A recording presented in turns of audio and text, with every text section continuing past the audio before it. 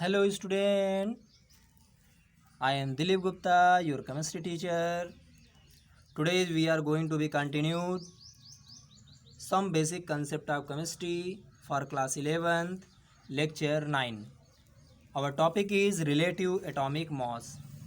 Okay, so relative atomic mass, it is the very interesting topic. How will you convert or how will you find out the relative atomic mass? So the relative atomic mass of an element is the ratio of the average mass of an atom of the element to 1/12 1/12 of the mass of one atom of C12, which is defined to have a mass of exactly 12. Okay, you know that the at ancient time the carbon was so much available, so everything we are taking today's with the help of carbon 12, which are radioactive. Okay, so by taking the carbon 12, the relative atomic mass of an element is the ratio of the average mass of an atom in the element to 1/12 of the mass of one atom of C12, carbon 12, which is defined to have a mass of exactly 12.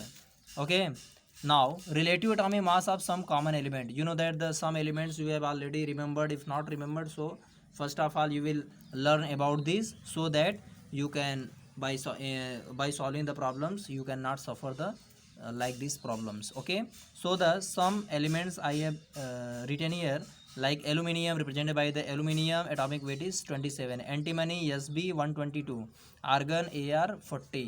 Okay, and also some elements like lithium Li 7, magnesium Mg 24, manganese Mn 55, chlorine Cl 35.5.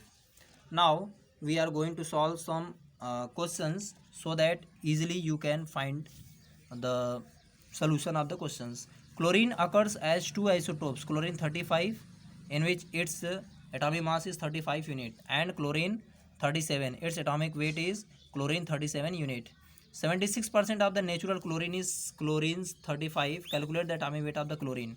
So the natural abundance of 76% for chlorine 35 means 76% are available for chlorine 35. It is the natural abundance. Means that out of chlorine 100% chlorine atom in nature, 76% are the chlorine isotope Cl35. Okay, if 100% chlorine atom present in nature, then 76% are isotope of the chlorine 35. Okay, and therefore the natural abundance of chlorine 35, therefore the natural abundance of chlorine 35, you have written here 76%, and chlorine 37 is equal to 100 minus 76 is equal to 24%. Now the relative atomic mass of chlorine will be 35 unit into 76 by 100, because chlorine 35 is available 76%. Okay, now plus 37 unit means 37, atomic mass is 37 for chlorine 37, and availability is 24%, that 24 divided by 100. These are the relative abundance of the mass of the chlorine, 35.5 unit. Okay, now student, we are going to be talk about the molecular formula. Okay, you have already known about the molecular formula. The molecular formula of a substance shows the number of atoms of each element present in the molecules as a subscript to the right of the chemical symbols for the respective elements.